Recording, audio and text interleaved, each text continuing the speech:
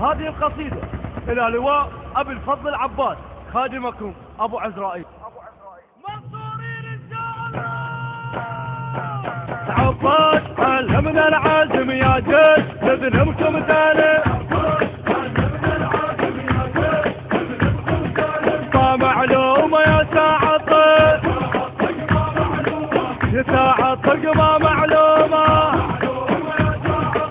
والله العباس علمنا الدارس معناه نخنسكم خانس. عباس علمنا الدارس معناه نخنسكم خانس بالشام. منه اللي من زينب تظل هسه وامس.